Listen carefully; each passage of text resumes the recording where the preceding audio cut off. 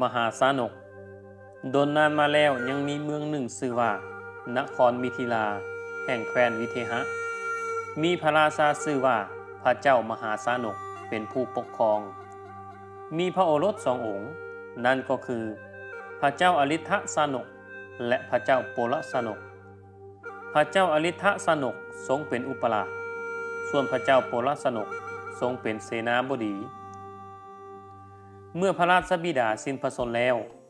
เจ้าอลิทธสานกผู้เป็นอุปราชก็ได้ขึ้นปกครองเมืองบ้านต่อมาพระเจ้าโปลสานกก็เอาใจใส่เบิ่งแยงบ้านเมืองช่วยเหลือเป็นอย่างดีอยู่มามื้อหนึ่งได้มีอำมาตย์คนหนึ่งบ่พอใจพระเจ้าโปลสานกจึงหาอุบายให้พระราชาอลิทธสานกให้ระแวงพระโปลสานกผู้เป็นน้องชายได้กราบทูลพระราชาว่าเจ้าโปลสานกได้คิดกบฏบ้านเมืองจะปลงพระชนม์ฆ่าพระราชา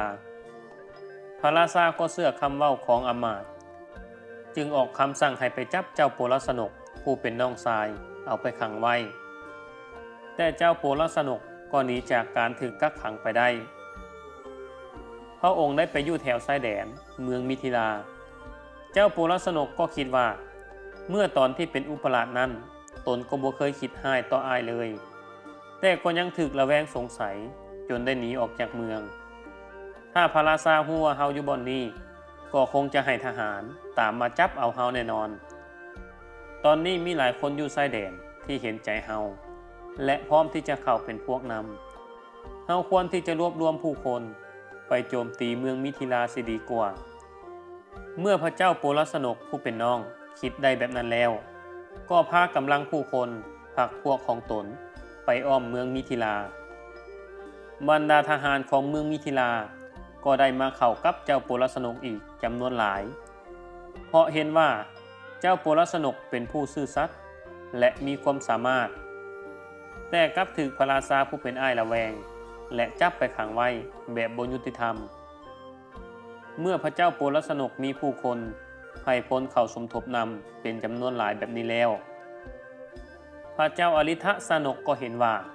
ตนคงจะบ่มีทางเอาชนะได้จึงได้ตัดสั่งให้มเหสีที่กำลังถือพาครองอยู่ให้หนีไปเอาตัวรอดก่อนส่วนพระองค์เองก็สิยอมสู่เหตุสงครามกับน้องชายของตนการต่อสู้ของ2 ไอ้น้องก็เกิดขึ้นมีทหารและผู้คนได้ล้มตายรวมทั้งพระเจ้าอลิทธสานกก็สิ้นพระชนม์ในสนามรบนำพร้อมดังนั้นพระเจ้าโปลสานกจึงได้ขึ้นเป็นกษัตริย์ปกครองเมืองมิถิลาสืบต่อมาส่วนพระเทวีที่หนีออกมาก็ได้เก็บเงินคำใส่ถุงไปนำจากนั้นก็แต่งตัวปลอมเป็นสาวชาวบ้านแบบทั่วไปและตั้งใจว่าสิไปเมืองกาลจำปาส่วนลูกก็ใกล้สิเกิดแล้วด้วยเดชานุภาพแห่งพระโพธิสัตว์อยู่ในท้องพระอินทร์จึงได้เสด็จมาช่วยได้แปลงกายเป็นคนเฒ่าขี่เกวียนมาอยู่ศาลาที่พระนางพักอยู่และถามขึ้นว่ามีไผจะไปเมืองกาลจำปานำแด่พระนางก็เฝ้าตอบว่าพ่อเฒ่าคอยขอไปนำเจ้าได้บ่พระอินทร์ที่แปลงเป็นพ่อเฒ่าก็หับพระนางขึ้นขี่เกวียนแล้วก็พาไปเมืองกาลจำปาด้วยอนุภาพของเทวดาถึงแม้นว่าระยะทางไกลประมาณ60 โยชน์เกวียนนั้นก็เดินทางไปฮอดเมืองกาลจำปาภายในชั่วโมงเดียวพระมเหสีได้ไปนั่งพักผ่อนอยู่ในศาลาแห่งหนึ่งในเมืองนั้นบังเอิญมีพราหมณ์ที่สาปโมกข์ผู้หนึ่งย่างผ่านมาเห็นพระนางก็เกิดความอีดูสงสารจึงเข้าไปไถ่ถามว่าเจ้ามาจากไสแล้วเจ้าสิไปไสต่อพระนางก็ตอบว่าตนได้หนีมาจากเมืองมิถิลาและบ่มีญาติพี่น้องอยู่เมืองนี้เลยพามนาธิสาปโมกข์ก็หับเอาพระนางไปอยู่เฮือนของตนนำอุปการะพระนางคือกับว่าเป็นน้องสาวแท้ๆบ่ดลพระนางก็ได้ประสูติโอรสออกมาแล้วได้ตั้งชื่อว่ามหาสานกกุมารมหาสานกกุมารก็ได้อาศัยและใหญ่อยู่ในเมืองกาลจำปาแห่งนี้มีหมู่เด็กน้อยลิ้นน้ำกันเป็นจำนวนหลายมื้อหนึ่งมหาสานกเกิดพิษกันกับหมู่จึงได้จับลักเด็กน้อยคนนั้นไปโดยแห้งมหาศาล เด็กน้อยคนนั้นก็ได้ห้องไห้และว่าลูกนางหมายพ่อตายปะได้ตีข่อยมหาสานกได้ยินก็คิดแปลกใจกับคำด่าของเด็กน้อยคนนั้นจึงได้เอาไปถามแม่ว่าเป็นยังมู่หลายคนจึงบอกด่าลูกว่าเป็นลูกแม่หมายพ่อของลูกไปไสผู้เป็นแม่ก็ได้ตอบว่าพ่อของเจ้าก็พามนาทิสาปาโมกนั่นล่ะเป็นพ่อของลูกเมื่อมหาสานกเอาเรื่องนี้ไปบอกกับหมู่เด็กน้อยน้ำกันก็พากันหัวขวัญมหาสานกแล้วก็บอกว่าบ่แมนอาจารย์ที่สาปาโมกบ่แมนพ่อของเจ้ามหาสานกก็กลับมาถามแม่อีกและได้อ้อนวอนให้บอกความจริงพระมารดาเห็นแบบนั้นก็บ่สามารถปกปิดความลับนี้ต่อลูกตนได้จึงได้ตัดสินใจเล่าเรื่องทั้งหมดนี้ให้กับกุมารฟังเมื่อพระกุมารรู้ว่าตนมีความเป็นมาแบบใดนั้นจึงตั้งใจหำเฮียนให้มีวิชาความรู้ความสามารถจะได้เสด็จไปเอาราชสมบัติเมืองมิถิลาคืนมาเมื่อมหาสานกได้หำเฮียนวิชาในสำนักพราหมณาจนใหญ่แล้วอายุได้16 ปีจึงได้เว้ากับแม่ว่าลูกสิขอลาแม่ออกไปค้าขายเมื่อมีทรัพย์สินเงินคำหลายพอแล้วจะคิดอ่านเอาบ้านเอาเมืองคืนมาเมื่อพระมารดาได้ยินแบบนั้นก็ตามใจลูกพระมารดาได้นำเอาทรัพย์สินที่มีค่ามาจากเมืองมิถิลา3 สิ่งคือแก้วมณีแก้วมุกดาแก้ววิเชียรซึ่งแก้วทั้ง3มีค่ามหาศาลจึงประทานแก้วนั้นให้มหาสานกเพื่อนำไปเป็นต้นทุนทอนในการซื้อสินค้าไปขายมหาสานกก็ได้ซื้อสินค้าแล้วก็จัดลงใส่เรือสำเภาไปกับพ่อค้าสาวสุวรรณภูมิพ่อออกเรือไปได้ระยะหนึ่งในระหว่างทางก็ได้เกิดมีพายุใหญ่พัดเข้ามาเรือก็ถูกพัดไปมาเกือบว่าจะแตกม่างในกลางทะเลบรรดาพ่อค้าสาวขายก็พากันแตกตื่นย่านกลัวคนหัวฟ้องสยองเก้าได้แต่กราบไหว้อ้อนวอนเทวดาให้มาปกปักรักษาพวกตนขอให้พวกตนได้มีชีวิตรอดเข้าฮอดฝั่งฝ่ายมหาสานกกุมารเมื่อฮู้ว่าเรือกำลังสิจมน้ำก็ได้เสวยอาหารจนอิ่มหนำสำราญแล้วก็เอาผ้ามาจุ่มกับน้ำมันจนซุ่มแล้วก็นุ่งผ้านั่นจนแน่นหนาเมื่อเรือจมลงน้ำพวกพ่อค้าสาวขายที่มานำกันก็พากันจมน้ำไปกลายเป็นอาหารของสัตว์น้ำไปหมดแต่พระมหาสานกก็ได้มีกำลังจากอาหารที่เสวยมีเสื้อผ้าที่จุ่มกับน้ำมันไล่สัตว์น้ำออกไปบ่ให้มาใกล้เพราะเหตุนั้นเองพระมหาสานกจึงยังบ่จมน้ำและเฮ็ดให้ลอยน้ำได้ดีพระมหาสานกลอยไปมาอยู่ในกลางทะเลอันกว้างใหญ่นั้นเป็นเวลา7 มื้อ 7 คืนฝ่ายนางมณีเมขลาเทพธิดาผู้รักษามหาสมุทรเห็นว่ามหาสานกลอยน้ำอยู่ในกลางทะเลแบบนั้น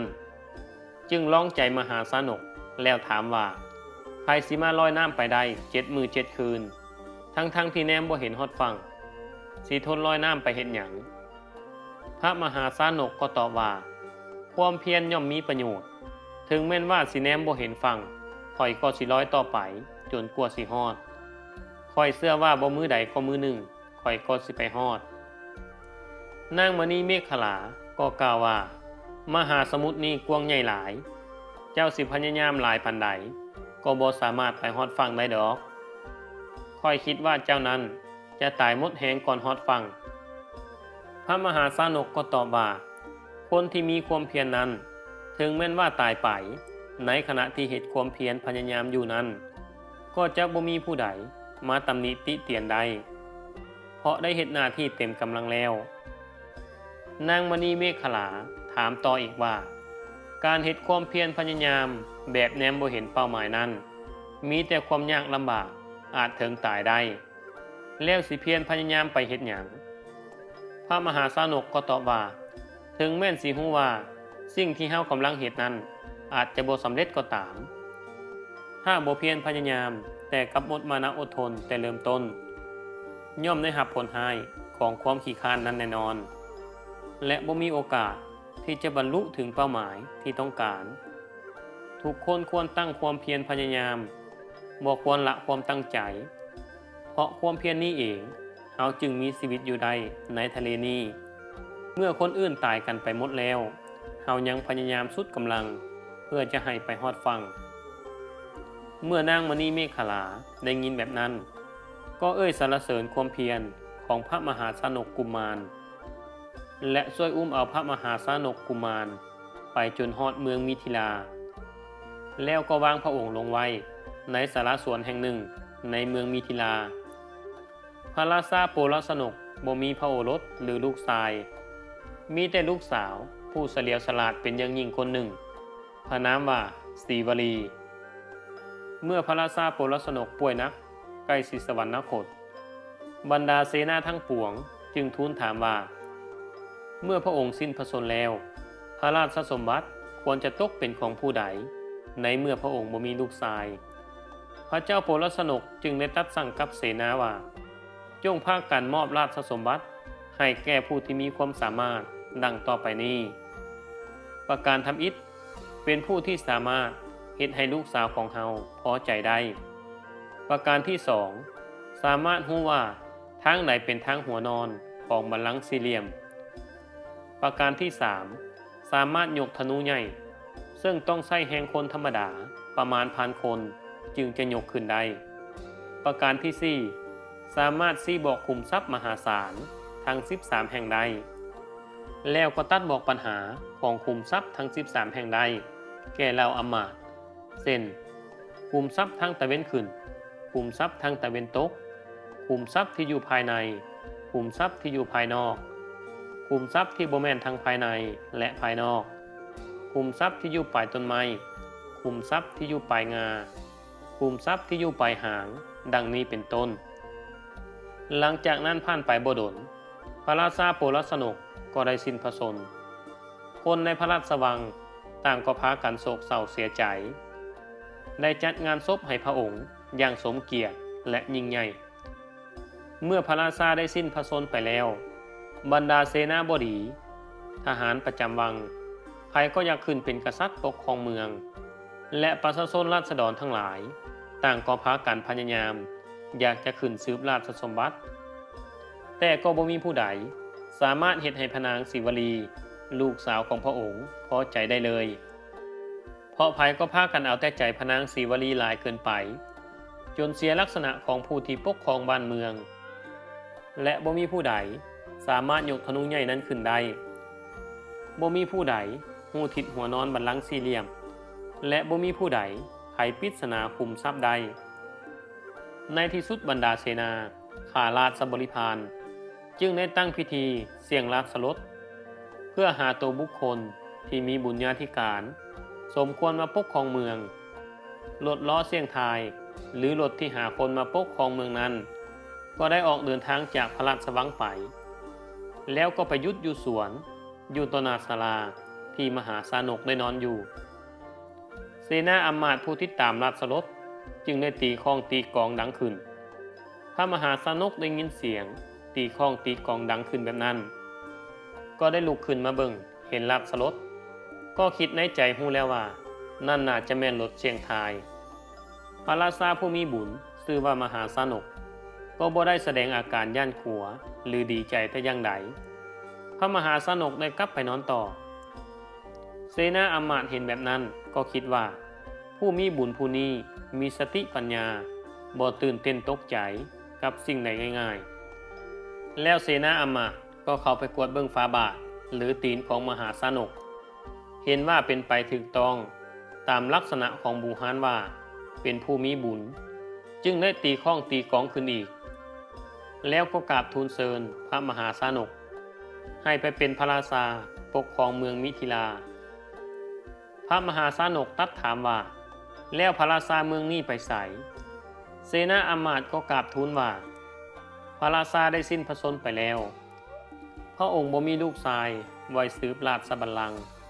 พระองค์มีแต่ลูกสาวชื่อว่าพระนางสีวลีแต่องค์เดียวพระมหาชนกจึงหับเป็นกษัตริย์ปกครองเมืองมิถิลาฝ่ายพระนางสีวลีได้ฮู้ว่าพระมหาชนกได้ราชสมบัติ ก็ประสงค์สิทดลองว่าพระมหาชนกสมควรเป็นกษัตริย์หรือบ่จึงให้เสนาบดีไปเชิญเสด็จมาปราสาทของพระนาง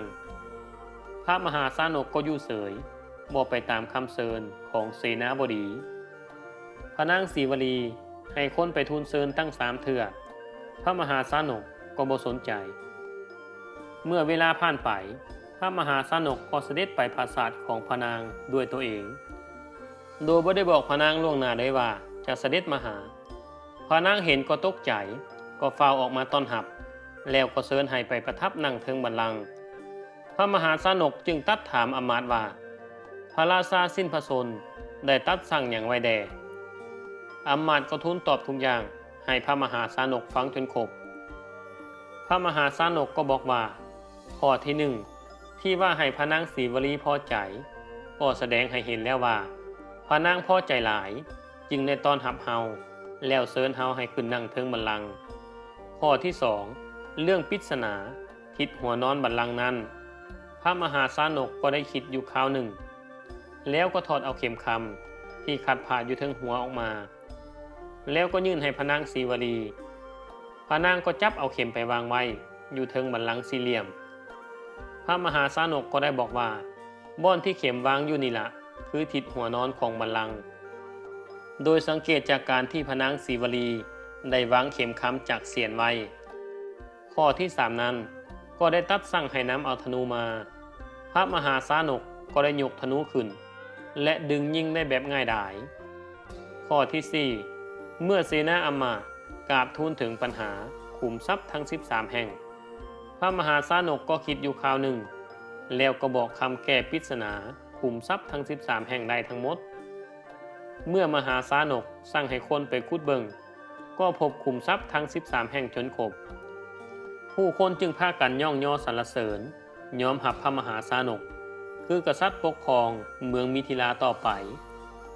พระมหาชนกปกครองเมืองมาได้ระยะหนึ่งก็บ่ลืมบุญคุณแม่ของตนจึงให้เสนาอำมาตย์ไปเชิญแม่ของตนกับพราหมณ์ทิสาปาโมกจากเมืองกาลจำปาผู้อุปถัมภ์เลี้ยงดูพระองค์มาแต่น้อยๆให้เข้ามาอยู่ในพระราชวังและพระมหาชนกก็อุปถัมภ์เบิ่งแยงทั้งสองตลอดไปจากนั้นพระองค์ก็ได้สร้างโรงทาน6 ทิศไว้ทั่วเมืองมิถิลาและได้บริจาคมหาทานเป็นประจำเมืองมิถิลาจึงมีแต่ความสุขสมบูรณ์เพราะพระราชาได้ตั้งมั่นอยู่ในทศพิธราชธรรมได้ตั้งมั่นอยู่ในศีลในธรรมเมื่อเวลาผ่านไปพระนางศรีวลีก็ได้ประสูติพระโอรสทรงพระนามว่าที่ขาวุกุมารเมื่อใหญ่ขึ้นมาพระบิดาได้โปรดให้ดำรงตำแหน่งพระอุปราชอยู่มามือหนึ่งพระราชามหาชนกก็ได้เสด็จไปอุทยานได้แนมเห็นต้นมะม่วงต้นหนึ่งง่าหักใบไม้ก็หล่นหายตายจากง่าแต่อีกต้นหนึ่งอยู่ทั้งข้างมีใบดกหนาห่มเย็นดีสีเขียวงามจึงได้ตัดถามอำมาตย์ก็ได้ตอบว่าต้นมะม่วงที่มีง่าหักนั้นเป็นเพราะมะม่วงนั้นหวานแซ่บผู้คนจึงพากันปีนเอาหานเอาบางคนก็แม่นเอาบางคนก็ต่อยเอาจนเห็นให้ต้นมะม่วงมีสภาพแบบนั้นส่วนอีกต้นบ่มีหมากจึงบ่มีคนสนใจใบและง่าจึงสมบูรณ์เรียบห้อยดีพระราชาก็คิดว่าราชสมบัติเปรียบคือกับต้นไม้มีหมากดกหนาอาจจะถูกทำลายถึงแม้นว่าบ่ถูกทำลายก็ยังต้องเฝ้าระแวงรักษาเกิดความกังวลดังนั้นเฮาสิเฮ็ดตนให้เป็นผู้บ่กังวลคือกับต้นม่วงที่บ่มีหมากเฮาจะออกบวชสละราชสมบัติดีกว่าบ่ให้เกิดกังวล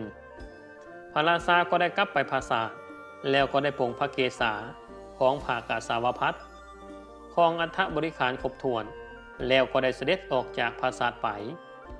เมื่อพระนางศรีวลีรับรู้ก็เฝ้าติดตามไปแล้วก็อ้อนวอนห้องไห้ขอให้พระราชามหาชนกเสด็จกลับไปปราสาทพระองค์ก็บ่ยินยอมพระนางศรีวลีจึงได้ออกแผนให้เสนาอำมาตย์เผาโรงเรือนเก่าๆและกองหญ้ากองใบไม้เพื่อให้พระราชามหาชนกเข้าใจว่าไฟได้ไหม้พระคลังหลวง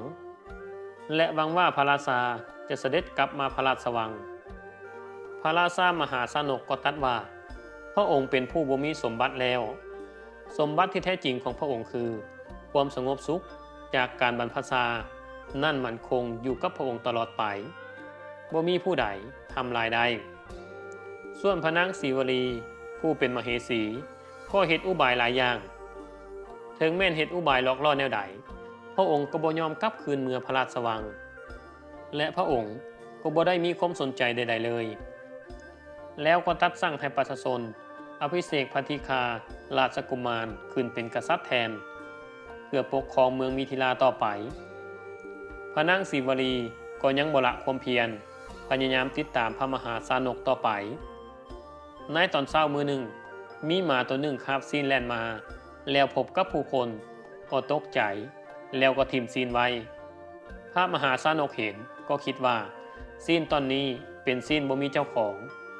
สมควรที่จะเป็นอาหารของเฮาได้แล้วก็เสวยซีนนั้นพระนางศรีวลีเห็นแบบนั้นก็รู้สึกเสียใจหลายที่เห็นพระสวามีของตนสั่นซีนที่มาทิ่มแล้วแต่พระมหาสานกกลับบอกว่านี่ละเป็นอาหารพิเศษต่อมาทั้งสองก็เห็นเด็กน้อยผู้หญิงใส่กำไลแขนข้างหนึ่งมีกำไล2 อันอีกข้างหนึ่งมีอันเดียวพระมหาสานกจึงตัดถามเด็กน้อยนั้นว่าเป็นยังกำไลข้อมือที่มี2 อันจึงมีเสียงดังเด็กน้อยตอบว่าเพราะกำไล2 อันนั้นกระทบกันจึงเกิดเสียงดังส่วนข้างที่มีอันเดียวนั้นบ่ได้กระทบกับหยังจึงบ่เกิดเสียงดังมหาสานกจึงตัดแนะให้พนางคิดพิจารณาถ้อยคำของเด็กน้อยคนนั้นกำไลนั้นเปรียบคือกับคนที่อยู่2 คนย่อมมีการกระทบกระแทกพิษเถียงกันเป็นธรรมดาถ้าอยู่คนเดียวก็สงบสุขแต่พระนางศรีวลีก็ยังติดตามพระมหาสานกไปอีกจนได้ไปพบกับสร้างเห็ดลูกธนูแล้วพระมหาสานกเห็นว่านายสร้างดัดลูกธนูเป็นหยังจึงต้องลับตาข้างหนึ่งนายสร้างก็ได้อธิบายให้แก่พระมหาสานกกับพระนางศรีวลีได้ฟังว่าการที่เฮาลับตาข้างหนึ่งเวลาดัดลูกศรนั้นก็เพราะว่าถ้ามื้นตาทั้ง2 ข้างเฮาจะบ่เห็นว่าเบื้องใดมันขดมันงอคือกับคนอยู่น้ำกัน2 คนก็จะคัดแย่งกันถ้าอยู่คนเดียวก็บ่คัดแย่งกับไผพระมหาสานกก็ตักเตือนพระนางศรีวลีอีกว่าพระองค์ประสงค์จะเดินทางไปตามลำพังเพื่อจะแสวงหาความสงบสุขหรือบ่ประสงค์ความสงบสุขอันเกิดจากการอยู่ร่วมกันกับคนอื่นๆอีกต่อไปเมื่อพระนางศรีวลีได้ยินแบบนั้นแล้วก็รู้สึกน้อยใจจึงตรัสว่าต่อไปนี้ข้าน้อยหมดวาสนาจะอยู่ร่วมกับพระองค์อีกแล้วข้าน้อยจะยุดบ่ตามพระองค์ไปอีกย่านเป็นการรบกวนความสงบสุขของพระองค์อย่างไรก็ตามน้องขออนุโมทนานำความตั้งใจของพระองค์เป็นอย่างยิ่งหลังจากนั้นพระนางศรีวลีก็ยุดตามพระมหาสานกพระมหาสานกจึงได้เดินทางไปในป่าใหญ่คนเดียวตามลำพังเพื่อบำเพ็ญบารมีและจะบ่กลับคืนสู่นครอีกส่วนพระนางศรีวลีก็เสด็จกลับไปพระราชวังและจัดงานอภิเษกพระทีฆาวุกุมารขึ้นเป็นพระราชาแทนพ่อและพระนางก็ได้ให้สร้างพระธาตุเจดีย์ขึ้นในสถานที่ต่างๆเพื่อล้ำลึกนึกถึงพระราชามหาสนกผู้ที่มีสติปัญญามีบุญวาสนาและที่ยิ่งกว่าสิ่งอื่นใดนั้นคือมีความเพียรพยายามเป็นเลิศบ่เคยเสื่อมถอยจากความเพียรความตั้งใจเฮ็ดอย่างแล้วพระองค์ก็เฮ็ดสุดกำลังสุดความสามารถพระองค์ยึดมั่นว่าบุคคลควรตั้งความเพียรพยายามบ่ว่าจะกิจการนั้นจะยากส่ำใดก็ตามคนมีปัญญาถึงแม้นว่าสิได้รับทุกข์ก็จะบ่หมดความหวังบ่หมดความเพียรที่จะพาตนให้พ้นจากทุกข์นั้นได้ในที่สุดคติธรรมบำเพ็ญวิริยะบารมีในเรื่องนี้เกิดเป็นคนควรมีความภาคเพียรให้ถึงที่สุดเพื่อให้ถึงแก่สิ่งที่ตั้งไว้เป็นเป้าหมายเพียรสุดกำลังจนชีวิตจะตายหายจากก็จงเพียรแล้วจะพบความสำเร็จแน่นอนนี่ก็คือเรื่องพระมหาสานกเป็นอีกศาสตร์หนึ่งของพระพุทธเจ้าของเฮานั่นเอง